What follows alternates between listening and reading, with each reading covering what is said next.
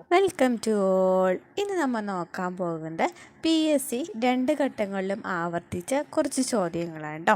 അപ്പോൾ നമുക്ക് എന്തായാലും അടുത്ത PSC ഘട്ടങ്ങളിലും ഇനി വരാനിരിക്കുന്ന ഘട്ടങ്ങളിലും ചോദിക്കാമെന്ന് ഉറപ്പുള്ള ക്വസ്റ്റ്യൻസ് ആണ് ഇന്ന് നമ്മൾ ചെയ്യാൻ പോകുന്നത്. 2 ഘട്ടങ്ങളും സെയിം പാറ്റേണിൽ സെയിം ക്വസ്റ്റ്യൻസ് ചോദിച്ചിട്ടുണ്ട്. അപ്പോൾ നമുക്ക് ആ ക്വസ്റ്റ്യൻസ് എന്താണെന്ന് നമുക്ക് നോക്കാം. നമ്മുടെ ക്ലാസ്സുകൾ ഇഷ്ടമാണെന്നുണ്ടെങ്കിൽ സപ്പോർട്ട് ചെയ്യാം കേട്ടോ. അപ്പോൾ നമുക്ക് ഇന്നത്തെ ഫസ്റ്റ് ക്വസ്റ്റ്യനിലേക്ക് പോകാം. ആദ്യത്തെ ക്വസ്റ്റ്യൻ എന്ന് പറയുന്നത് കുറിച്യ കലാപമാണ് കേട്ടോ. കുറിച്യ കലാപത്തെക്കുറിച്ചിട്ട് 2 ഘട്ടങ്ങളിലും ഡീറ്റെയിൽ ആയിട്ട് ചോദിച്ചിട്ടുണ്ട്. ഒരു ഘട്ടത്തിൽ 2 പ്രാവശ്യം ചോദിച്ച ക്വസ്റ്റ്യൻസ് വരെയാണ് ഈ കുറിച്യ കലാപം എന്ന് പറയുന്നത്. അപ്പോൾ നമുക്ക് നോക്കാം ക്വസ്റ്റ്യൻ എന്ന് പറയുന്നത് ഇനിയുള്ള ഘട്ടങ്ങളിലും നമുക്ക് ഈ ക്വസ്റ്റ്യൻസൊക്കെ പ്രതീക്ഷിക്കാവുന്നതാണ്. ഹോട്ട് ടോപ്പിക്സ് ആണ് അതെന്ന് പറയുന്നത്. അപ്പോൾ നമുക്ക് നോക്കാം. ഓക്കെ, 1112 വയനാട്ടിൽ നടന്ന കുറിച്യ കലാപവുമായി ബന്ധപ്പെട്ട പ്രസ്താവനകളിൽ താഴെ പറയുന്നതിൽ ശരിയായത് ഏതാണെന്നാണ് ചോദിച്ചേക്കുന്നത്. ബ്രിട്ടീഷുകാർ അമിത നികുതി ചുമത്തിയത് കലാപത്തിന് ഇടയാക്കി അല്ലേ? അത് ശരിയാണല്ലോ. കുറിച്യ കലാപത്തിൽ എന്താണ്? ബ്രിട്ടീഷുകാർ അമിത നികുതി ചുമത്തിയതാണ് എന്തുണ്ടായത്? കുറിച്യ കലാപത്തിന് കാരണമായിരുന്നത്. അതുപോലെ തന്നെ കലാപത്തിന് നേതൃത്വം നൽകിയത് ആരായിരുന്നു? രാമൻ നമ്പിയായിരുന്നു. കലാപത്തിന് നേതൃത്വം നൽകിയത് ആരായിരുന്നു? രാമൻ നമ്പിയായിരുന്നു. ഇനി രാജ്മഹൽ കുന്നുകളിൽ നടന്നത് എന്തായിരുന്നു? രാജ്മഹൽ കുന്നുകളിൽ നടന്നിട്ടുള്ളത് എന്തായിരുന്നു? സാന്താൾ കലാപമാണ് അല്ലേ രാജ്മഹൽ കുന്നുകളിൽ നടന്നിട്ടുണ്ടായിരുന്നത്. അപ്പോൾ അതെല്ലാം മനസ്സിലായി. അപ്പോൾ കുറിച്യ കലാപം എന്ന് പറയുന്നത് ബ്രിട്ടീഷുകാർ അമിത നികുതി ചുമത്തിയതും അതുപോലെ തന്നെ എന്താണ് കലാപത്തിന് നേതൃത്വം നൽകിയതുമാണ് രാമൻ നമ്പി എന്ന് പറയുന്നത്. അപ്പോൾ അതിൻ്റെ ആൻസർ വരുന്നത് എന്താണ്? 1ഉം 4ഉം ഉണ്ട് ആൻസർ വരുന്നത്. നെക്സ്റ്റ് ഘട്ടത്തിൽ ചോദിച്ചിട്ടുണ്ടായിരുന്നു, സെയിം ക്വസ്റ്റ്യൻ തന്നെ ചോദിച്ചിട്ടുണ്ടായിരുന്നു. നമുക്ക് നോക്കാം. വയനാട്ടിൽ ബ്രിട്ടീഷുകാർക്കെതിരായി നടന്ന കുറിച്യ കലാപത്തെപ്പറ്റി താഴെ പറയുന്നതിൽ തെറ്റായ പ്രസ്താവന ഏത്? ഓക്കെ, സെയിം തന്നെയാണ് ചോദിച്ചിരിക്കുന്നത്. കലാപം നടന്നത് 1112 അത് ശരിയാണ് അല്ലേ? അതുപോലെ തന്നെ കലാപത്തെ അടിച്ചമർത്തുവാൻ വേണ്ടി ബ്രിട്ടീഷുകാർ രാമൻ നമ്പിയാണ് നിയോഗിച്ചെന്ന് പറയുന്നുണ്ട്. ബ്രിട്ടീഷുകാരാണോ രാമൻ നമ്പിയെ നിയോഗിക്കുന്നത്? അല്ല അല്ലേ? അതുപോലെ തന്നെ വട്ടത്തൊപ്പിക്കാരെ നാട്ടിൽ നിന്നും പുറത്താക്കുമെന്ന മുദ്രാവാക്യം കലാപകാരികൾ ഉയർത്തിയിട്ടുണ്ടായിരുന്നു. അത് ശരിയാണ് അല്ലേ? അപ്പോൾ ഇതിനെ മുദ്രാവാക്യം എന്ന് പറയുന്നതാണ്. കലാപം നടന്നത് 1812 1112. അതുപോലെ തന്നെ വട്ടത്തൊപ്പിക്കാരെ നാട്ടിൽ നിന്നും പുറത്താക്കുന്നതും അതിനെ മുദ്രാവാക്യമായിരുന്നു. അപ്പോൾ ആൻസർ വരുന്നത് എന്താണ്? 1ഉം 4ഉം മാത്രമാണ് അല്ലേ ആൻസർ വരുന്നത്.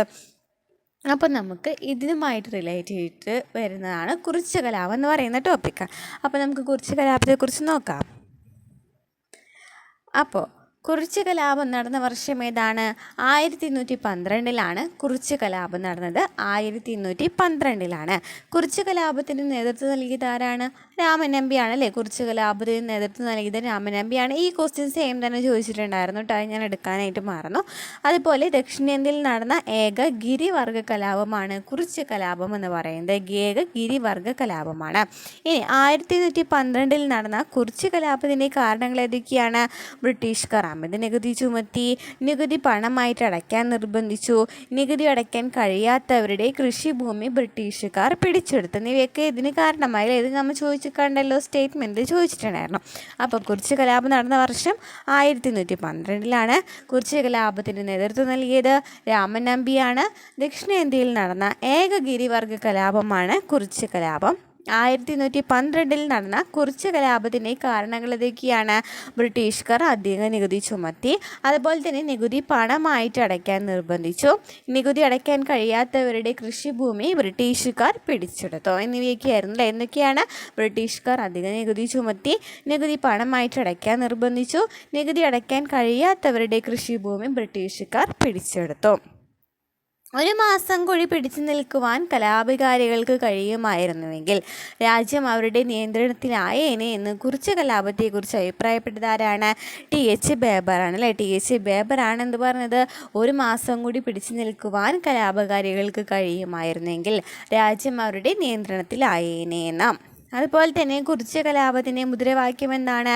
വട്ടത്തൊപ്പിക്കാരെ നാട്ടിൽ നിന്നും പുറത്താക്കുക എന്നതാണ് കുറിച്യ കലാപത്തിൻ്റെ മുദ്രാവാക്യം എന്ന് പറയുന്നത്. ഇനി കുറിച്യ കലാപം അടിച്ചമർത്തിയതാരാണ്? എന്നാണ്? 1112 മെയ് 8-നാണ് 1112 മെയ് 8-നാണ് കുറിച്യ കലാപം അടിച്ചമർത്തിയത്. അപ്പോൾ കുറിച്യ കലാപത്തിൻ്റെ മുദ്രാവാക്യം എന്ന് പറയുന്നത് വട്ടത്തൊപ്പിക്കാരെ നാട്ടിൽ നിന്ന് പുറത്താക്കുക. അതുപോലെ തന്നെ കലാപം അടിച്ചമർത്തിയതാരാണ്? ഏത് മാസമാണ്? 1112 മെയ് 8-നാണ്. ഇനി കുറിച്യ കലാപത്തിൽ കുറിച്യരെ കൂടാതെ പങ്കെടുത്ത ആദിവാസി വിഭാഗം എന്ന് ചോദിച്ചിട്ടുണ്ട് കേട്ടോ. കഴിഞ്ഞ ഈ പ്രിലിംസിന് മുമ്പുള്ള ഏതോ ഒരു ക്വസ്റ്റ്യൻ പേപ്പറിൽ ഞാൻ കണ്ടിട്ടുണ്ടായിരുന്നു. കുറിച്യ കലാപത്തെ കൂടാതെ കുറിച്യരെ കൂടാതെ അല്ലെങ്കിൽ പങ്കെടുത്ത ആരാന്ന് അങ്ങനെ സ്റ്റേറ്റ്മെൻറ്റിൽ തെറ്റായിട്ട് ചോദിച്ചിട്ടുണ്ടായിരുന്നു. അപ്പോൾ കുറിച്യ കലാപത്തിൽ കുറിച്യരെ കൂടാതെ കുറുമ്പരും കൂടി എന്ന് പങ്കെടുത്തിട്ടുണ്ടായിരുന്നു. ഇനി ദക്ഷിണേന്ത്യയിൽ നടന്ന ഏക ഗിരിവർഗ കലാപമാണ് കുറിച്യ ലഹള എന്ന് പറയുന്നത്. ദക്ഷിണേന്ത്യയിൽ തന്നെ നടന്ന ഏക കുറിച്യ കലാപം അല്ലേ, ഗിരിവർഗ കലാപമാണ് കുറിച്യ ലഹള എന്ന് പറയുന്നത്. കുറിച്യ ലഹള നടന്ന ജില്ല ഏതാണ്? വയനാട്ടിലാണ് കുറിച്യ ലഹള നടന്നത്. അതുപോലെ തന്നെ ദക്ഷിണേന്ത്യയിൽ പൊട്ടിപ്പുറപ്പെട്ട ഏക ഗിരിവർഗ സമരം എന്ന് പറയുന്നതും കുറിച്യ സമരമാണ്. അപ്പം നമ്മൾ എന്തൊക്കെയാണ് ഇവിടെ പറഞ്ഞത്? 1112 കലാപം നടന്ന വർഷം. അതുപോലെ തന്നെ കുറിച്യ കലാപത്തിന് നേതൃത്വം നൽകിയത് ആരായിരുന്നു? കുറിച്യ കലാപത്തിന് നേതൃത്വം നൽകിയത് ആരാണ്? രാമൻ നമ്പിയാണ്. ദക്ഷിണേന്ത്യയിൽ നടന്ന ഏക ഗിരിവർഗ കലാപമായിരുന്നു. അതുപോലെ തന്നെ ദക്ഷിണേന്ത്യയിൽ നടന്ന പൊട്ടിപ്പുറപ്പെട്ട ഏക ഗിരിവർഗ സമരമാണ്. ഒരു മാസം കൂടി പിടിച്ചു നിൽക്കുവാൻ കഴിയുമായിരുന്നുവെങ്കിൽ രാജ്യം അവരുടെ നിയന്ത്രണത്തിലായേനെ എന്ന് കുറിച്യ കലാപത്തെക്കുറിച്ച് അഭിപ്രായപ്പെട്ടത് ടി.എച്ച്. ബേബറാണ്. അതുപോലെ തന്നെ അതിൻ്റെ മുദ്രാവാക്യമാണ് വട്ടത്തൊപ്പിക്കാരെ നാട്ടിൽ നിന്നും പുറത്താക്കുക എന്ന്. കുറിച്യ കലാപം അടിച്ചമർത്തിയത് 1112 മെയ് 8-നാണ്. പിന്നെ കുറിച്യരെ കൂടാതെ ആരൊക്കെ പങ്കെടുത്തു? കുറുമ്പരും പങ്കെടുത്തിട്ടുണ്ടായിരുന്നു. പിന്നെ എന്തൊക്കെയാണ് പറഞ്ഞത്? കുറിച്യ ലഹള നടന്ന ജില്ല ഏതായിരുന്നു? വയനാടായിരുന്നു അല്ലേ. ദക്ഷിണേന്ത്യയിൽ നടന്ന ഏക ഗിരിവർഗ കലാപമാണ് കുറിച്യ ലഹള എന്ന് പറയുന്നത്. അപ്പോൾ നമുക്ക് കുറച്ചുകൂടി ഡീറ്റെയിൽ ആയിട്ട് കുറിച്യ കലാപത്തെക്കുറിച്ച് നമുക്ക് നോക്കാം. കാരണം ഇപ്പോൾ അടുത്ത് നടക്കുന്ന എല്ലാ എക്സാമുകളിലും കുറിച്യ കലാപം ഇമ്പോർട്ടൻ്റ് ആയിട്ട് വരുന്നുണ്ട്. അപ്പോൾ നമുക്ക് അടുത്ത ഭാഗങ്ങളും കൂടി നമുക്ക് നോക്കാം. ഇവരിൽ നിന്നും, അതായത് കുറിച്യ കലാപത്തെക്കുറിച്ച് പറയുകയാണെന്നുണ്ടെങ്കിൽ, ഇവരിൽ നിന്ന് വരുമാന വസ്തുക്കളായിട്ടല്ല പണമായി ശേഖരിക്കുന്ന ബ്രിട്ടീഷ് സർക്കാരിൻ്റെ നയത്തിനെതിരെ വയനാട്ടിലെ കുറിച്യരുടെയും കുറുമ്പരുടെയും പ്രതിഷേധമായിരുന്നു കുറിച്യ കലാപം എന്ന് പറയുന്നത്. വരുമാന വസ്തുക്കളായി മാത്രമല്ല, എന്താണ്, പണമായിട്ട് ശേഖരിക്കുന്ന ബ്രിട്ടീഷ് സർക്കാരിൻ്റെ നയത്തിനെതിരെ വയനാട്ടിലെ കുറിച്യരുടെയും കുറുമ്പരുടെയും പ്രതിഷേധമായിരുന്നു എന്തെന്ന് പറയുന്നത്? കുറിച്യ കലാപം എന്ന് പറയുന്നത്. അതിന് നേതൃത്വം നൽകിയത് ആരായിരുന്നു? രാമൻ നമ്പി ആയിരുന്നു അല്ലേ നേതൃത്വം നൽകിയിട്ടുണ്ടായിരുന്നത്. അപ്പോൾ നമുക്ക് നോക്കാം അവരുടെ അനുഭവങ്ങളൊക്കെ നമുക്ക് നോക്കാം. പഴശ്ശി കലാപം അടിച്ചമർത്തപ്പെട്ടതിനു ശേഷം വയനാട് ബ്രിട്ടീഷുകാരുടെ കർശന നിരീക്ഷണത്തിന് കീഴിലായി. പഴശ്ശി രാജയുടെ പ്രധാന പിന്തുണക്കാരും സൈനികരുമായിരുന്ന രണ്ട് ആദിമ ഗോത്രവർഗക്കാരായ കുറിച്യരും കുറുമ്പരും പറഞ്ഞറിയിക്കാനാവാത്ത അധിക്ഷേപങ്ങൾക്കും സ്വകാര്യതകൾക്കും വിധേയരായി. അപ്പോൾ എന്താ പറയുന്നത്? പഴശ്ശി കലാപം എന്ന് പറയുന്നത് വയനാട്ടിലായിരുന്നു നടന്നത്.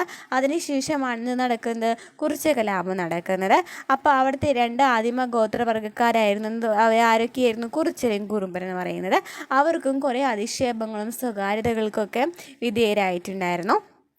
നിർബന്ധിത ദാരിദ്ര്യത്തിൽ അവർ തളർന്നുറങ്ങുകയും റവന്യൂ ഉദ്യോഗസ്ഥരും പട്ടാളക്കാരും അവരുടെ ജീവിതം നരകതുല്യമാക്കുകയും ചെയ്തു അല്ലേ. ഇവരുടെ ഭയങ്കര ബുദ്ധിമുട്ടുകളായിരുന്നു എന്നാണ് പറയുന്നത്. അവർക്ക് എന്താണ്? ദാരിദ്ര്യമായിരുന്നു.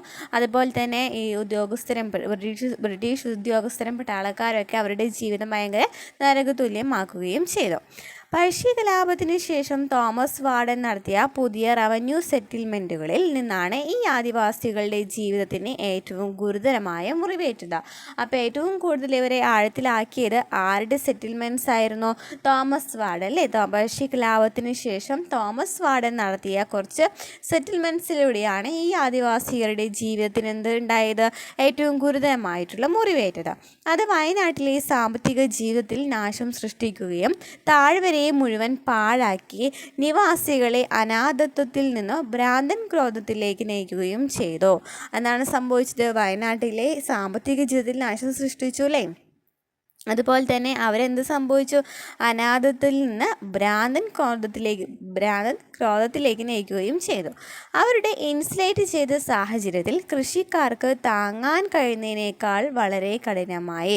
അത് അവരുടെ മേൽ സമ്മർദ്ദം ചെലുത്തുന്നതായിട്ട് ടി.എച്ച്. ബേബർ അഭിപ്രായപ്പെട്ടു. അപ്പോൾ ടി.എച്ച്. ബേബർ എന്ന് പറയുന്ന ആൾ ഇമ്പോർട്ടൻ്റ് ആണ്. അവരെന്താണ് പറഞ്ഞത്, അവരുടെ ഇൻസുലേറ്റ് ചെയ്ത സാഹചര്യത്തിൽ കൃഷിക്കാർക്ക് താങ്ങാൻ കഴിയുന്നതിനേക്കാൾ വളരെ കഠിനമായിട്ടാണ് ഇവർ ഉപദ്രവിക്കുന്നത്. മാത്രമല്ല റവന്യൂ ഉദ്യോഗസ്ഥർ ബലാത്സംഗവും യഥേഷ്ടം അടിച്ചമർത്തലും നടത്തി. റവന്യൂ കളക്ടർമാരുടെ ക്രൂരതയേക്കാളും കൊള്ളയടിക്കുന്ന രീതിയേക്കാളും കൊള്ളയടിക്കുന്ന ഭൂമി ജുമ കൂടുതൽ സഹനീയമായിരുന്നു. അപ്പം എന്താ പറഞ്ഞത്, എല്ലാവരെയും നന്നായിട്ട് ഉപദ്രവിക്കുന്നുണ്ടായിരുന്നു. അതുപോരാതെ ഭൂമിയും കൊള്ളയടിക്കുന്നുണ്ടായിരുന്നു.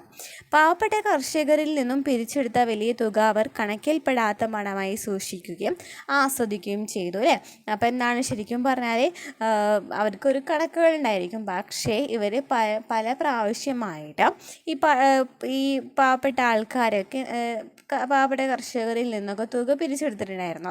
അപ്പോൾ ഇതൊന്നും കണക്കിൽപ്പെടുത്തിയിട്ടുണ്ടായിരുന്നില്ല. അതൊക്കെ അവർ നന്നായിട്ട് ആസ്വദിച്ചിട്ടുണ്ടായിരുന്നു. വയനാട്ടിലെ ജനങ്ങളുടെ ഈ ദയനീയമായ ദുരവസ്ഥയ്ക്ക് സാക്ഷിയായിരുന്നു ബാബർ എന്ന് പറയുന്ന ആൾ. റവന്യൂ ഓഫീസർമാരായ ശരിസ്തർമാരും പാർപെട്ടിമാരും റവന്യൂ കുടിശ്ശിക വരുത്തുന്നവരുടെ സ്വത്തുക്കളും വ്യക്തിഗത പ്രത്യാഘാതങ്ങളും പിടിച്ചെടുത്ത് വിൽക്കാൻ തുടങ്ങിയതോടെ ജനങ്ങളുടെ അതൃപ്തി ക്രമാതീതമായിട്ട് വർദ്ധിച്ചു. ഇത്തരം ദുരവസ്ഥയ്ക്കും വസ്തുവകൾ വിൽക്കുന്നതിനും കർഷകർക്ക് ജീവിക്കാനൊന്നും അവശേഷിക്കാതെ സ്വകാര്യ വീടുകളിൽ നിർബന്ധിതമായി കടന്നു കയറുന്നതിനും എണ്ണമറ്റ കാരണങ്ങൾ രേഖപ്പെടുത്തിയിട്ടുണ്ട്. അപ്പോൾ പല പ്രാവശ്യങ്ങളായിട്ട് അവരുടെ സ്വകാര്യതയെയും വലിച്ചെഴുത്തിയിട്ടുണ്ടായിരുന്നു, ബലാത്സംഗം നടത്തിയിട്ടുണ്ടായിരുന്നു. അതുപോലെ തന്നെ അവരുടെ സ്വകാര്യ വീടുകളിൽ കയറി ഇറങ്ങുകയും ചെയ്തിട്ടുണ്ടായിരുന്നു അല്ലേ. കുറിച്യരെയും റവന്യൂ ഉദ്യോഗസ്ഥരും ഇംഗ്ലീഷുകാരും പലപ്പോഴും പിടികൂടി അടിമകളാക്കി അവരുടെ ജാതിയെ ഇല്ലാതാക്കി നിലനിൽപ്പിനെ നിന്ദ്യമായ അവസ്ഥയിലേക്ക് താഴ്ത്തി. അപ്പോൾ എന്താ പറയുന്നത്, അവരെ അടിമകളാക്കിയില്ലേ. അവസാനം ഈ കുറിച്യരെയും കുറുമരൊക്കെ എന്താണ്, അവരെ അടിമകളാക്കി മാറ്റാണ് ചെയ്യുന്നത്. വയനാട്ടിലെ ജനങ്ങൾക്കെതിരെയുള്ള ഈ അന്യായവും അക്രമാസക്തവുമായ പ്രവൃത്തികളെല്ലാം കളക്ടർ ശ്രീവാർഡൻ്റെ അറിവോടെയും സമ്മതത്തോടെയാണ് നടന്നത്. അപ്പോൾ ഒരു കളക്ടർ ഉണ്ടായിരുന്നു. ഈ കളക്ടറുടെ സമ്മതത്തോടു കൂടിയാണ് ഈ അതിക്രമങ്ങളൊക്കെ നടക്കുന്നത്. അദ്ദേഹത്തിൻ്റെ ഷാഢ്യവും ഉദ്യോഗസ്ഥരുടെയും മണ്ടത്തരവും ക്രൂരതയും ചേർന്ന് 1812 വയനാട്ടിലെ ജനങ്ങളുടെ ഭാഗത്ത് ശക്തമായ ചെറുത്തുനിൽപ്പും ആക്രമണാത്മക മനോഭാവവും സൃഷ്ടിച്ചു. അപ്പോൾ എന്താ പറയുന്നത്, 1812 വയനാട്ടിലാണ് എന്ത് സംഭവിക്കുന്നത്, ജനങ്ങളുടെ ഭാഗത്ത് നിന്ന് ശക്തമായിട്ടുള്ള ചെറുത്തുനിൽപ്പൊക്കെ ഉണ്ടാകുന്നത്. ഈ പശ്ചാത്തലത്തിലാണ് 1812 കുറിച്യ കലാപം പൊട്ടിപ്പുറപ്പെട്ടത്. ആ സമയത്താണെന്ന് നടക്കുന്നത് 1812 കുറിച്യ കലാപം പൊട്ടിപ്പുറപ്പെട്ടത്. വിമതർ, പ്രത്യേകിച്ച് അസംതൃപ്തരായ റവന്യൂ സേവകരും വില്ലേജ് ഓഫീസർമാരും അടങ്ങുന്ന നല്ല വിവരമുള്ള വിഭാഗം ബ്രിട്ടീഷുകാർക്കെതിരെ വയനാട്ടിലും മലബാറിലും മാത്രമല്ല തിരുവിതാംകൂറിലും കൊച്ചിയിലും സമ്പൂർണ്ണ പ്രക്ഷോഭം ആഗ്രഹിച്ചു. അപ്പോൾ എന്താ പറഞ്ഞത്, ഇതെന്ന് പറയുന്നത് തിരുവിതാംകൂറിലും കൊച്ചിയിലും മാത്രമല്ല, ലോകത്ത് മൊട്ടാകെ എന്ത് സംഭവിക്കുകയാണ്, ഈ പ്രക്ഷോഭങ്ങളൊക്കെ നടക്കണ്ടോ. അപ്പോൾ വയനാട്ടിലും മലബാറിലും തിരുവിതാംകൂറിലും കൊച്ചിയിലൊക്കെ ഈ പ്രക്ഷോഭം നടക്കുകയാണ് ചെയ്യുന്നത്. വയനാട്ടിലെ സംഭവങ്ങൾ നടക്കുമ്പോൾ തിരുവിതാംകൂറിൽ സംസ്ഥാന തടവുകാരനായിരുന്ന പഴശ്ശിരാജയെ എന്ന് പറയുന്ന അന്തരിച്ച രാജാ കേരളവർമ്മയുടെ അനന്തരവനായിരുന്നു. അവർ പതിവായിട്ട് വിവരം അറിയിച്ചു. അപ്പോൾ വയനാട്ടിലെ സംഭവങ്ങൾ നടക്കുമ്പോൾ എന്ത് സംഭവിച്ചു, അവിടെ തടവുകാരനായിരുന്നു പഴശ്ശിരാജ. ഈ വിവരങ്ങളൊക്കെ അറിയിക്കുന്നുണ്ടായിരുന്നു. 1812 തിരുവിതാംകൂറിലെ യൂറോപ്യൻ ഉദ്യോഗസ്ഥരെയും അനുബന്ധ സേനയിലെ ആളുകളെയും കൊല്ലുക എന്ന ലക്ഷ്യത്തോടെ സംഘടിപ്പിച്ച കൊയിലോൺ കലാപത്തിന് പിന്നിൽ പ്രവർത്തിച്ച ഒരു ഫക്കീർ കലാപത്തിൻ്റെ തുടക്കത്തിൽ വയനാട്ടിലുണ്ടായിരുന്നുവെന്ന് കേണൽ വിൽസൺ പറയുന്നു. അപ്പോൾ 1812 നടക്കുന്ന ഈ ആളുകളെ കൊല്ലുക എന്ന് പറയുന്ന ലക്ഷ്യത്തോടെ സംഘടിപ്പിച്ചൊരു കലാപം ഉണ്ടായിരുന്നു, കൊയിലോൺ കലാപം എന്ന് പറയുന്നത്. അതിന് പിന്നിൽ പ്രവർത്തിച്ച ഫക്കീർ കലാപം ഒക്കെ ഉണ്ടായിരുന്നു. അപ്പോൾ അതിൻ്റെ തുടക്കമാണ് ഈ വയനാട്ടിൽ നടക്കുന്നത് എന്നൊക്കെ കേണൽ വിൽസൺ പറഞ്ഞിട്ടുണ്ടായിരുന്നു. ഇത് വയനാട് കലാപവും തിരുവിതാംകൂറിലെ അസംതൃപ്തിയും തമ്മിൽ ഒരു സുപ്രധാന ബന്ധം നൽകുന്നു. അപ്പോൾ അത് ഒരു ചെറിയൊരു ബന്ധം നൽകുന്നുണ്ടായിരുന്നു.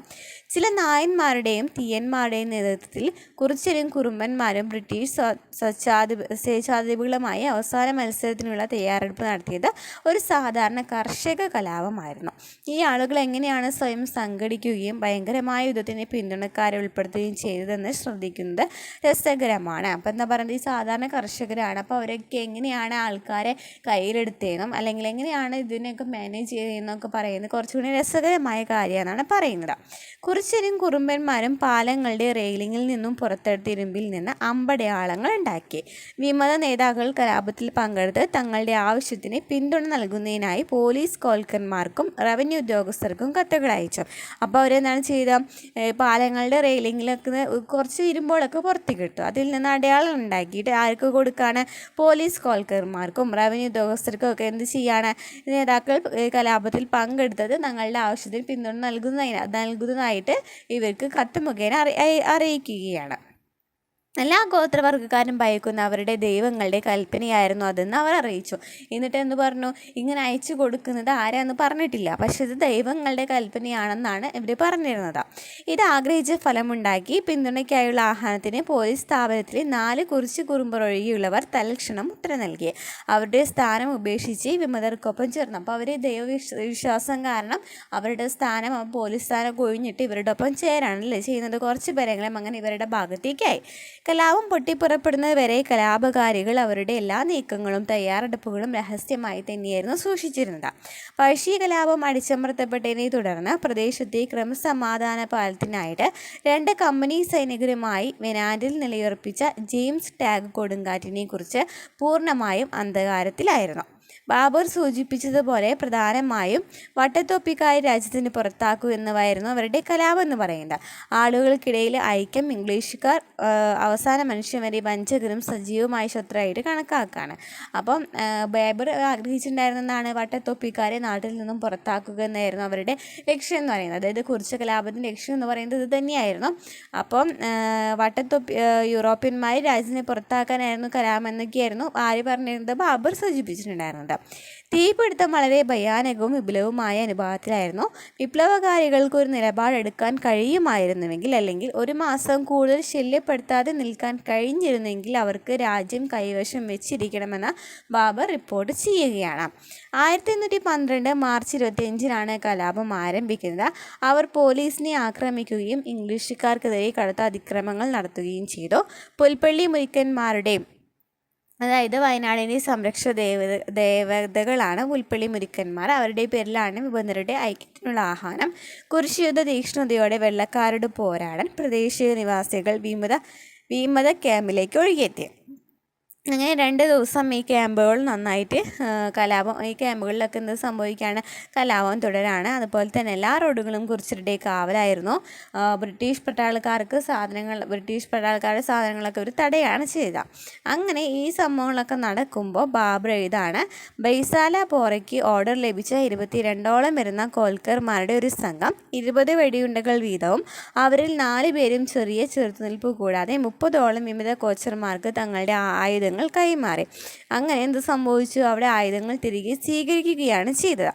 വയനാട്ടിലെ പോലീസും റവന്യൂ സേവകരും ബ്രിട്ടീഷുകാരോടുള്ള വിശ്വസ്തത കലാപത്തിന് അനുകൂലമായി കീഴടങ്ങിയിരുന്നുവെന്ന് ഇതിൽ നിന്ന് വ്യക്തമാണ്. അങ്ങനെ പല കലാപങ്ങളിൽ നിന്ന് വ്യത്യസ്തമായിരുന്നു ഈ കുറിച്യ കലാപം എന്ന് പറയുന്നത് എന്തായിരുന്നു, ഒരു ബഹുജന പ്രക്ഷോഭമായിരുന്നു.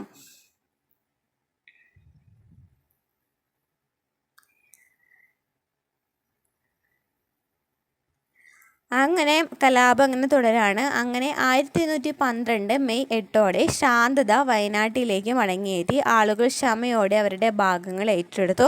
അപ്പോഴും 50 വിമത കുറിച്യന്മാരെ കീഴടക്കാൻ പ്രേരിപ്പിക്കാനായില്ല. അവരെ പിടികൂടുവാനും കഴിഞ്ഞില്ല.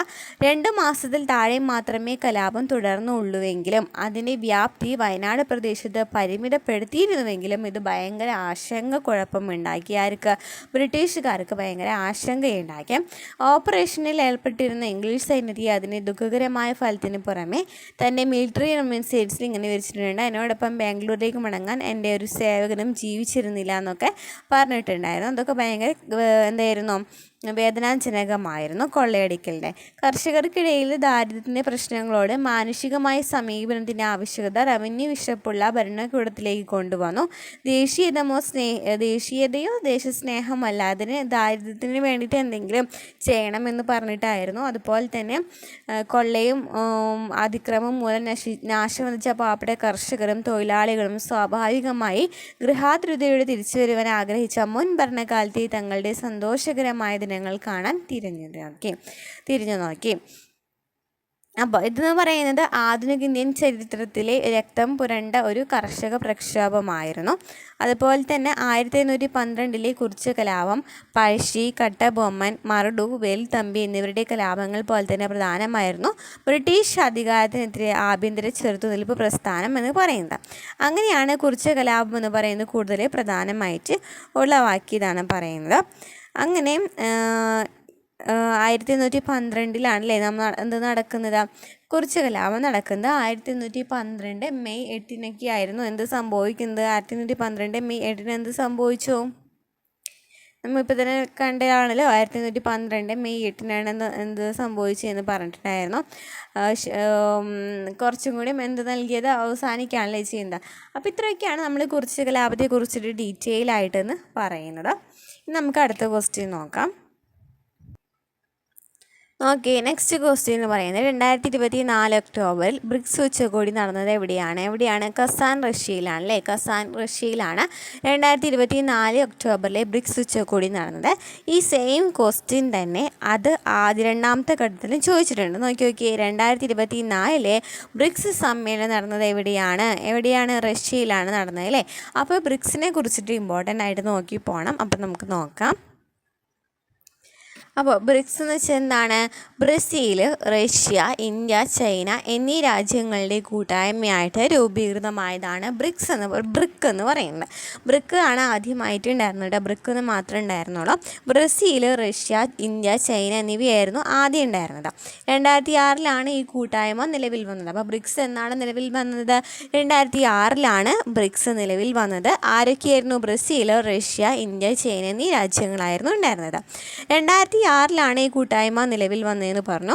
ലോകരാജ്യങ്ങളുടെ ആകെ വിസ്തൃതിയുടെ 1/4 ലോക ജനസംഖ്യയുടെ 40% കൈമുതലായുള്ള രാജ്യങ്ങളെന്ന നിലയിലാണ് ഇത് വന്നിട്ടുണ്ടായിരുന്നത്. അങ്ങനെ ഈ ഉച്ചകോടിയിൽ ദക്ഷിണാഫ്രിക്ക കൂടി അംഗമാവാൻ ചെയ്തത് അല്ലേ. ദക്ഷിണാഫ്രിക്ക കൂടി എന്തായി അംഗമായി അല്ലേ. അപ്പോൾ മൂന്നാം ഉച്ചകോടി ചൈനയിലെ കടൽത്തീര നഗരമായ സെന്നയിലാണ് നടന്നത്. ഈ ഉച്ചകോടി മുതലാണ് ദക്ഷിണാഫ്രിക്കയും കൂടി എന്ത് സംഭവിക്കുന്നത്, ഈ ബ്രിക്സിൽ അംഗമായിട്ട് തുടങ്ങിയതാണ്. അപ്പോൾ ഈ ബ്രിക്സിൻ്റെ ലക്ഷ്യം എന്ന് പറയുന്നത് ഒരു ക്വസ്റ്റ്യൻ പേപ്പറിൽ ഉണ്ടായിരുന്നു. പക്ഷെ ഞാനത് എടുത്തിട്ടില്ല കേട്ടോ. ബ്രിക്സിൻ്റെ ലക്ഷ്യം എന്ന് പറയുന്നത് ഉണ്ടായിരുന്നു കേട്ടോ ഈ ക്വസ്റ്റ്യൻ പേപ്പറിൽ. അപ്പോൾ ഞാനത് എടുക്കാനായിട്ട് മറന്നു. അപ്പോൾ ബ്രിക്സ് അല്ലെങ്കിൽ ബ്രിക്സ് എന്ന പേരിലാണ് ഇപ്പോൾ അറിയപ്പെടുന്നത്. അപ്പോൾ അതിൻ്റെ ലക്ഷ്യങ്ങൾ ഏതൊക്കെയാണ്?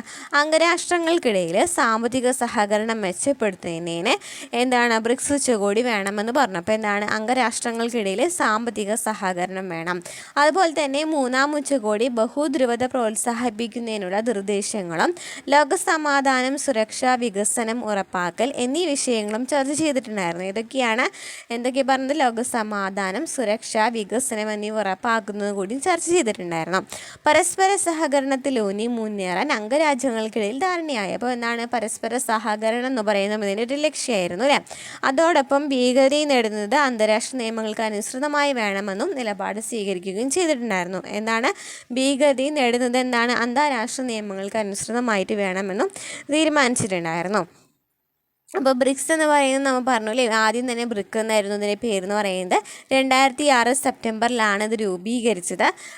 ആദ്യ ബ്രിക്ക് സമ്മേളനം നടന്നത് 2009 ജൂൺ 16 അതുപോലെ തന്നെ UN സ്ഥാപിത സ്ഥലം എന്ന് പറയുന്നത് UN ഹെഡ്ക്വാർട്ടറാണ് പറയുന്നത്.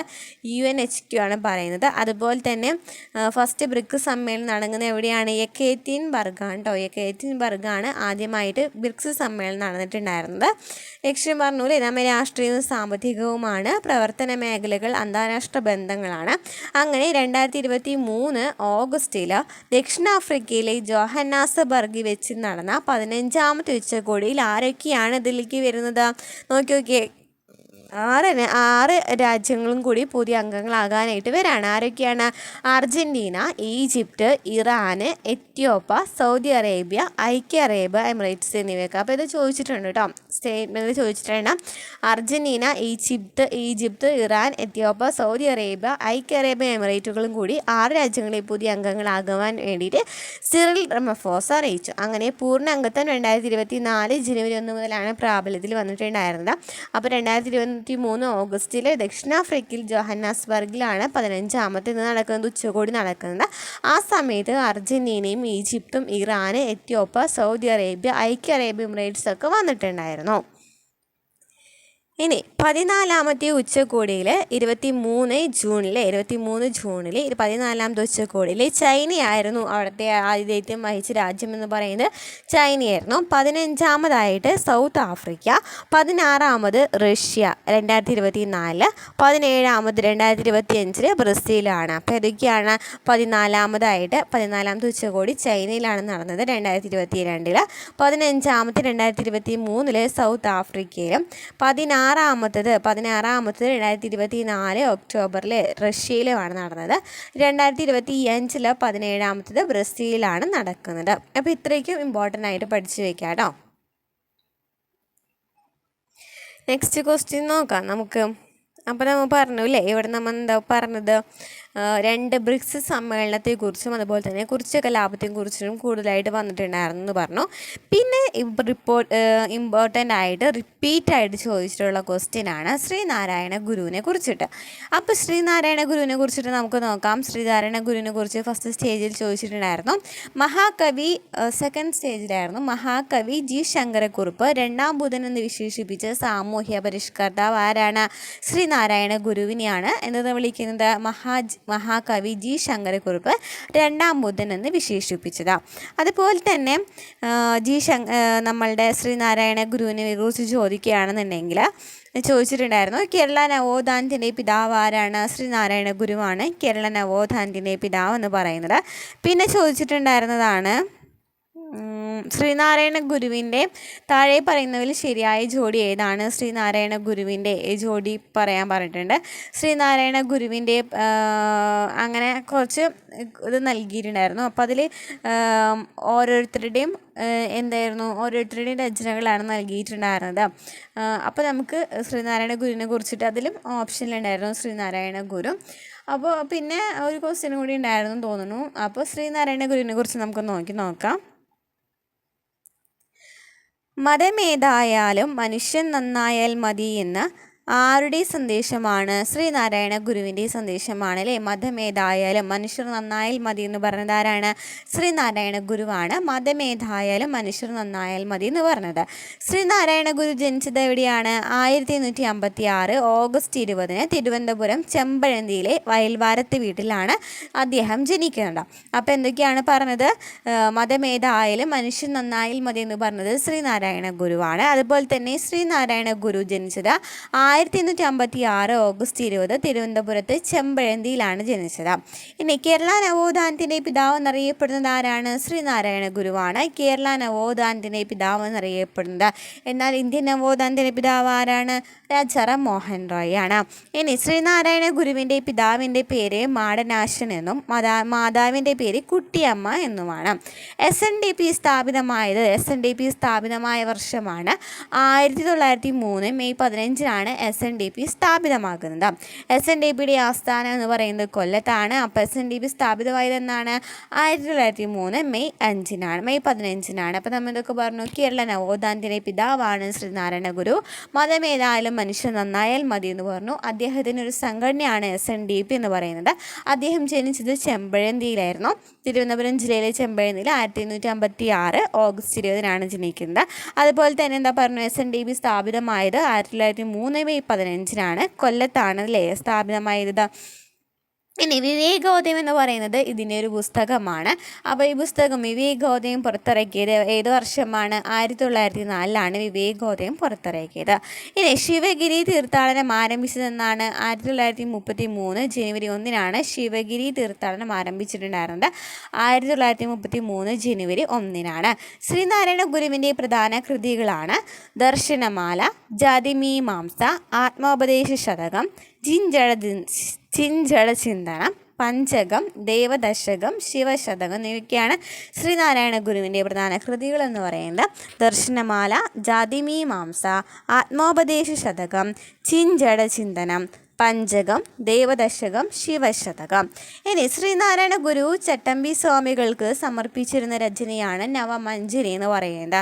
അപ്പോൾ ശ്രീനാരായണ ഗുരു ചട്ടമ്പി സ്വാമികൾക്ക് സമർപ്പിച്ചിരുന്ന രചന ഏതാണ്? നവമഞ്ജരിയാണ്. SNDPയുടെ ഇപ്പോഴത്തെ മുഖപത്രം ഏതാണ്? യോഗനാഥമാണ് SNDPയുടെ ഇപ്പോഴത്തെ മുഖപത്രം എന്ന് പറയുന്നത്. അപ്പോൾ നമ്മൾ ഇവിടെ എന്തൊക്കെയാണ് പറഞ്ഞു?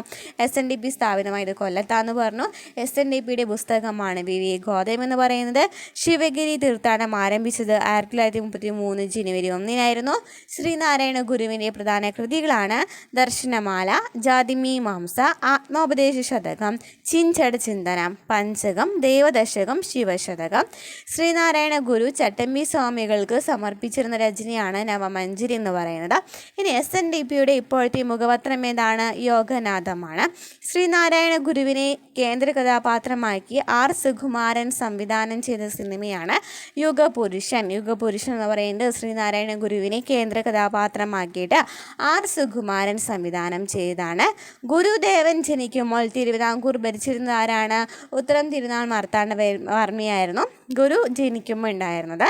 ശ്രീനാരായണ ഗുരുവിൻ്റെ ഭാര്യ കാളി എന്നറിയപ്പെടുന്നു. നാണുവാശാൻ എന്നറിയപ്പെടുന്ന സാമൂഹിക പരിഷ്കർത്താവാൻ കൂടിയാണ് ശ്രീനാരായണ ഗുരു. അപ്പോൾ എന്തൊക്കെ പറഞ്ഞത്? ശ്രീനാരായണ ഗുരുവിൻ്റെ SNDPയുടെ ഇപ്പോഴത്തെ മുഖപത്രം എന്ന് പറയുന്നത് യോഗനാഥമാണ്. അതുപോലെ തന്നെ ചട്ടമ്പി സ്വാമികൾക്ക് സമർപ്പിച്ചിരുന്ന രചനയാണ് നവമഞ്ജരി എന്ന് പറയുന്നത്. ശ്രീനാരായണ ഗുരുവിനെ കേന്ദ്ര കഥാപാത്രമാക്കി സുകുമാരൻ സംവിധാനിച്ച സിനിമയാണ് യുഗപുരുഷൻ. അതുപോലെ തന്നെ ഗുരു ജനിക്കുമുണ്ടായിരുന്ന തിരുവിതാംകൂർ ഭരിച്ചിരുന്നത് ഉത്തരം തിരുനാൾ മാർത്താണ്ഡവർമ്മയാണ്. ഭാര്യ കാളിയാണ്. നാണുവാശൻ എന്ന പേരിൽ അറിയപ്പെടുന്നത് ശ്രീനാരായണ ഗുരുവിനെയാണ്.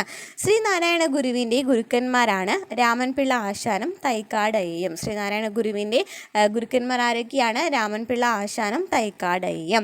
ശ്രീനാരായണ ഗുരുവിനെ രണ്ടാം ബുദ്ധൻ എന്ന് വിശേഷിപ്പിച്ച കവി ആരാണ്? G ശങ്കരക്കുറുപ്പാണ്. അപ്പോൾ ശ്രീനാരായണ ഗുരുവിൻ്റെ ഗുരുക്കന്മാർ എന്ന് പറയുന്നത് രാമൻപിള്ള ആശ്രമം തൈക്കാടയ്യയുമാണ്. ശ്രീനാരായണ ഗുരുവിനെ രണ്ടാം ബുദ്ധൻ എന്ന് വിശേഷിപ്പിച്ചത് G ശങ്കരക്കുറുപ്പാണ്. ഈ ശ്രീനാരായണ ഗുരു കുറേ പേരെ കണ്ടുമുട്ടിയിട്ടുണ്ട്. ഇമ്പോർട്ടൻ്റ് ആണ്.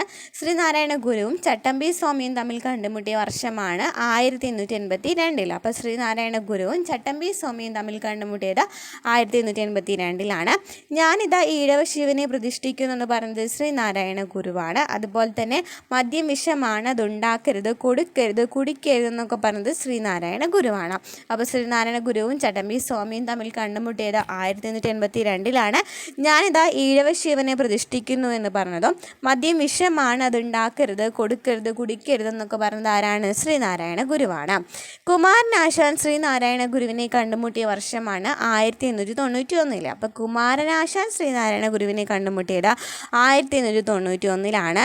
ശ്രീനാരായണ ഗുരുവിനെ അയ്യങ്കാളി സന്ദർശിച്ചത് 1912 ബാലരാമപുരത്ത് വെച്ചാണ്. 1912 ബാലരാമപുരത്ത് വെച്ചാണ് ശ്രീനാരായണ ഗുരുവിനെ അയ്യങ്കാളി സന്ദർശിച്ചത്. ശ്രീനാരായണ ഗുരുവും വാഗ്ഭടാനന്ദനും കണ്ടുമുട്ടിയത് 1914. ശ്രീനാരായണ ഗുരുവും വാഗ്ഭടാനന്ദനും കണ്ടുമുട്ടിയത് 1914. ശ്രീനാരായണ ഗുരു രമണ മഹർഷിയെ കണ്ടുമുട്ടിയ വർഷമാണ് 1916. ശ്രീനാരായണ ഗുരു രമണ മഹർഷിയെ കണ്ടുമുട്ടിയത് 1916. അപ്പം എന്തൊക്കെ പറഞ്ഞു?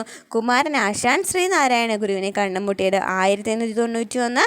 ശ്രീനാരായണ ഗുരുവിനെ അയ്യങ്കാളി സന്ദർശിച്ചത് 1912 ബാലരാമപുരത്ത് വെച്ച്. ശ്രീനാരായണ ഗുരുവും വാഗ്ഭടാനന്ദനും കണ്ടുമുട്ടിയത് 1914.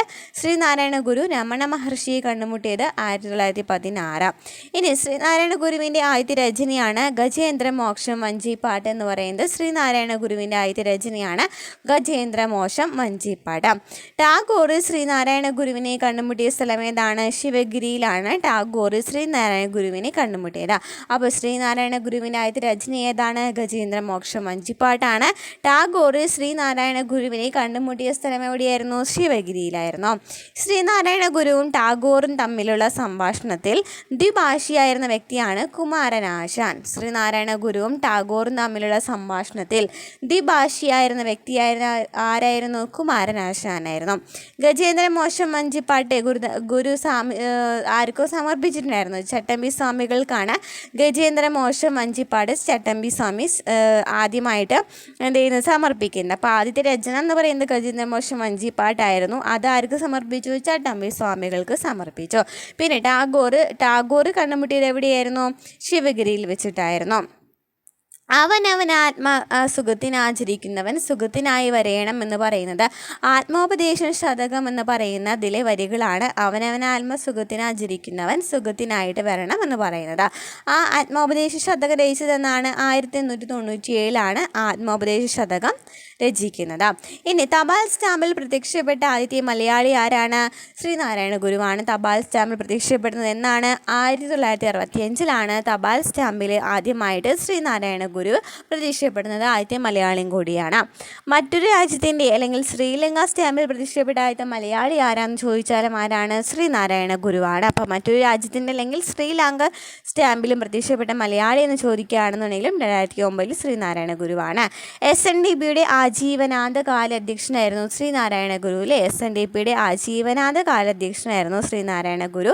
SNDPയുടെ പ്രഥമ സെക്രട്ടറി എന്ന് പറയുന്നത് കുമാരനാശാനായിരുന്നു. അപ്പോൾ അധ്യക്ഷൻ എന്ന് പറയുന്നത് ശ്രീനാരായണ ഗുരുവും സെക്രട്ടറി ആരായിരുന്നു? കുമാരനാശാനായിരുന്നു. ഇനി ശ്രീനാരായണ ഗുരു കുറച്ച് എന്തൊക്കെ നടത്തിയിട്ടുണ്ട്? ആശ്രമങ്ങൾ ഇതാക്കിയിട്ടുണ്ട്. അതുപോലെ തന്നെ ശിവപ്രതിഷ്ഠ ഒക്കെ നടത്തിയിട്ടുണ്ട്. അപ്പോൾ ശ്രീനാരായണ ഗുരു അരുവിക്കരയിൽ ശിവപ്രതിഷ്ഠ നടത്തിയ വർഷമാണ് 1888 ഫെബ്രുവരിയിൽ. അപ്പോൾ ശ്രീനാരായണ ഗുരു അരുവിക്കരയിൽ ശിവപ്രതിഷ്ഠ നടത്തിയത് 1888 ഫെബ്രുവരിയിലാണ്. വിദ്യ കൊണ്ട് സ്വതന്ത്രരാവുക, സംഘടനയുടെ ശക്തിപ്പെടുത്തുവാനും ആഹ്വാനം ചെയ്തത് ശ്രീനാരായണ ഗുരുവാണ്. അപ്പോൾ വിദ്യ കൊണ്ട് സ്വതന്ത്രരാവുക എന്നും സംഘടനയെ ശക്തിപ്പെടുത്തുക എന്ന് പറയുന്നവരാണ്? ശ്രീനാരായണ ഗുരുവാണ്. ശ്രീനാരായണ ഗുരു ആലുവയിൽ ഒരു അദ്വൈത ആശ്രമം സ്ഥാപിച്ചിട്ടുണ്ടായിരുന്നു. ശ്രീനാരായണ ഗുരു ആലുവയിൽ എന്താണ്? അദ്വൈത ആശ്രമം സ്ഥാപിച്ചിട്ടുണ്ടായിരുന്നു. 1913-14 സ്ഥാപിച്ചത്. അപ്പോൾ ഞാൻ പറഞ്ഞത് ശ്രീനാരായണ ഗുരു ആലുവയിൽ അദ്വൈത ആശ്രമം സ്ഥാപിച്ചത് 1913-14 ഇനി ശിവഗിരിയിലെ ശാരദാമഠം തറക്കല്ലിട്ട വർഷം. അപ്പോൾ ശിവഗിരിയിൽ എന്താണ്? ശാരദാമഠമാണ്. നമ്മൾ പറഞ്ഞത് അദ്വൈത ആശ്രമം എവിടെയായിരുന്നു പറഞ്ഞത്? ശിവഗിരിയിലാണല്ലേ പറഞ്ഞത്. അദ്വൈത ആശ്രമം നമ്മൾ എവിടെയായിരുന്നു പറഞ്ഞത്? ആലുവയിലായിരുന്നു പറഞ്ഞിട്ടുണ്ടായിരുന്നത്. അതുപോലെ തന്നെ ശാരദാമഠം എവിടെയാണ്? ശിവഗിരിയിലാണ്. അതിന് തറക്കല്ലിട്ട വർഷമാണ് 1909 പറഞ്ഞത്. 1909 നാണയത്തിൽ പ്രത്യക്ഷപ്പെട്ട ആദ്യത്തെ മലയാളി എന്ന് പറയുന്നതും ശ്രീനാരായണ ഗുരുവാണ്. നാണയത്തിൽ പ്രത്യക്ഷപ്പെട്ട ആദ്യത്തെ മലയാളി എന്ന് പറയുന്നത് ആരാണ്? ശ്രീനാരായണ ഗുരുവാണ്. അപ്പോൾ തപാൽ സ്റ്റാമ്പിൽ പ്രത്യക്ഷപ്പെട്ടിട്ടുണ്ടായിരുന്നു. അതുപോലെ തന്നെ പുറത്തുള്ള തപാൽ സ്റ്റാമ്പിൽ പ്രത്യക്ഷപ്പെട്ടിട്ടുണ്ടായിരുന്നു ശ്രീലങ്കയിലെ. അതുപോലെ തന്നെ നാണയത്തിലും കൂടി പ്രത്യക്ഷപ്പെട്ട ആദ്യത്തെ മലയാളിയാണ് ശ്രീനാരായണ ഗുരു. ആരുടെ പ്രചോദനം കൊണ്ടാണ് ശ്രീനാരായണ ഗുരു SNDP സ്ഥാപിച്ചത്? ഡോക്ടർ പൽപുവിൻ്റെ പ്രചോദനം കൊണ്ടാണ് ശ്രീനാരായണ ഗുരു SNDP സ്ഥാപിക്കുന്നത്. SNDPയുടെ മുൻഗാമി എന്നറിയപ്പെടുന്നത് ആരാണ്? വാവുട്ടി യോഗമാണ്. SNDPയുടെ മുൻഗാമി എന്നറിയപ്പെടുന്നത് വാവിട്ട് യോഗം. അതായത് SNDPയുടെ ആദ്യകാല പേരെന്ന് പറയുന്നത് എന്തായിരുന്നു? വാവിട്ട് യോഗം എന്നായിരുന്നു. ശ്രീനാരായണ ഗുരു ആദ്യമായിട്ട് ശ്രീലങ്ക സന്ദർശിച്ചിട്ടുണ്ടായിരുന്നു അല്ലേ? 1918 ശ്രീനാരായണ ഗുരു ആദ്യമായിട്ട് ശ്രീലങ്ക സന്ദർശിച്ചത്. രണ്ടാമതെന്നായിരുന്നു? 1926 രണ്ടാമത് സന്ദർശിച്ചത്. അപ്പോൾ ആദ്യമായിട്ട് ശ്രീലങ്ക സന്ദർശിച്ചത് 1918 ശ്രീനാരായണ ഗുരുവിനെ ഗാന്ധിജി സന്ദർശിച്ചിട്ടുണ്ടായിരുന്നു. ശ്രീനാരായണ ഗുരുവിനെ ഗാന്ധിജി സന്ദർശിച്ചത് 1925 മാർച്ച് 12 അപ്പോൾ 1925 മാർച്ച് 12 എന്ത് സംഭവിക്കുന്നത്? ഗാന്ധിജി ശ്രീനാരായണ ഗുരുവിനെ കാണുന്നത്. അവർ കണ്ടുമുട്ടിയ സ്ഥലമാണ് ശിവഗിരി കേട്ടോ. ശിവഗിരിയിൽ 1925 മാർച്ച് 12-നാണ് ഗാന്ധിജിയുമായിട്ട് കണ്ടുമുട്ടൽ നടക്കുന്നത്.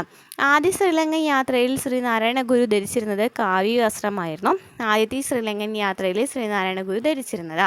ഇനി ശ്രീനാരായണ ഗുരു സമാധിയാവുമ്പോൾ ധരിച്ചിരുന്ന വസ്ത്രത്തിൻ്റെ നിറമെന്ന് പറയുന്നത് വെള്ളയാണ് അല്ലേ. ശ്രീനാരായണ ഗുരുവിൻ്റെ സമാധി സമയത്ത് വസ്ത്രത്തിൻ്റെ നിറം വെള്ളയായിരുന്നു. ശ്രീനാരായണ ഗുരു സമാധിയായത് എവിടെയാണ്? ശിവഗിരിയിലാണ്. 1928-ലാണ് ശിവഗിരിയിൽ അദ്ദേഹം മരിക്കുന്നത്. അപ്പോൾ 1928-ലാണ് അദ്ദേഹത്തിൻ്റെ സമാധി. 28-ൽ ശിവഗിരിയിലാണ്. ശിവഗിരിയുടെ ആദ്യത്തെ പേരെന്ന് പറയുന്നത് കുന്നിൻപുറമായിരുന്നു. ശ്രീനാരായണ ഗുരുവിനെ നാരായണം എന്ന നോവൽ എഴുതിയതാരാണ്? പെരുമ്പടവം ശ്രീധരനാണ്. ശ്രീനാരായണ ഗുരുവിനെ പറ്റിയിട്ട് നാരായണം എന്ന നോവൽ എഴുതിയതാരാണ്? പെരുമ്പടവം ശ്രീധരനാണ്. ശ്രീനാരായണ ഗുരു മിശ്രഭോജനം നടത്തിയത് 1915-നാണ്. ഇമ്പോർട്ടൻ്റ് ആണ്. ശ്രീനാരായണ ഗുരു മിശ്രഭോജനം നടത്തിയത് 1915-ലായിരുന്നു. അതുപോലെ വിവേകോദയത്തിൻ്റെ പത്രാധിപർ ആരായിരുന്നു? വിവേകോദയം നമ്മൾ പറഞ്ഞു അല്ലേ, ഒരു മാസികയാണ്, മുഖമാസികയാണ് SNDPയുടെ. അപ്പോൾ അതിൻ്റെ പത്രാധിപർ എന്ന് പറയുന്നത് കുമാരനാശാനാണ്. ശ്രീനാരായണ ഗുരു സമാധിയായത് 1928 സെപ്റ്റംബർ 20-നാണ് ശിവഗിരിയിൽ. 1928 സെപ്റ്റംബർ 20-ന്. ഇത്രയൊക്കെയാണ് എന്ത് പറയാനുള്ളത് ശ്രീനാരായണ ഗുരുവിനെ കുറിച്ചിട്ട് പറയാനുള്ളത്. അതുപോലെ തന്നെ